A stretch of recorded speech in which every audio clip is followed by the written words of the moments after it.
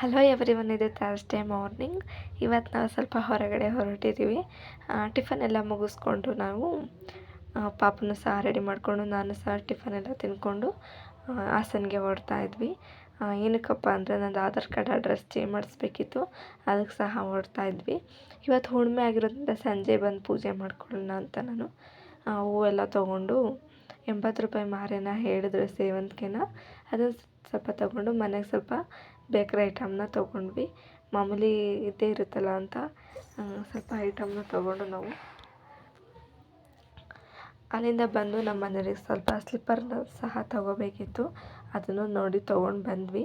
Aadhaar card address change ಮಾಡಿಸ್ಬೇಕಾದ್ರೆ ಸ್ವಲ್ಪ video ಎಲ್ಲ ಮಾಡ್ಕೊಳಕ್ಕಾಗಲಿಲ್ಲ.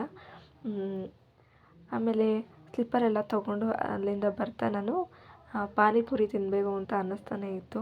ಅಲ್ಲಿಂದ ಬಂದಾಗ ಬರ್ಬೇಕಾದ್ರೆ ನಗರದಲ್ಲಿ ಪಾನಿಪುರಿನ ತಿನ್ಕೊಂಡು ಬಂದೆ ಮನೆಗೆ. ಸಂಜೆ 4:15 ಆಗೋಗಿತ್ತು ಬಂದಾಗ. ಮನೆಯೆಲ್ಲ ಸೇರ್ಕೊಂಡು ಬಾಗಿಲೆಲ್ಲ ತೊಳ್ಕೊಂಡು ನಾನು ಪೂಜೆನೂ ಸಹ ಸ್ಟಾರ್ಟ್ ಮಾಡ್ಕೊತಾ ಇದ್ದೀನಿ. ನಾನು ಹುಣ್ಣಿಮೆ ಆಗಿರೋದ್ರಿಂದ ಇವತ್ತು ಕಳಶನ ತೆಗೆದಿರಲಿಲ್ಲ. ನೆನ್ನೆನೇ ಎಲ್ಲ ರೆಡಿ ಮಾಡ್ಕೊಂಡಿದ್ದೆ. ಇವತ್ತು ಬಂದು ಪೂಜೆನೂ ಸಹ ಮಾಡಿಕೊಂಡೆ. ನಾವು ಮಾವಿನ ಎಲೆಯಲ್ಲಿ ನಾನು ಕಳಶನ ಪೂಜಿಸ್ತೀನಿ.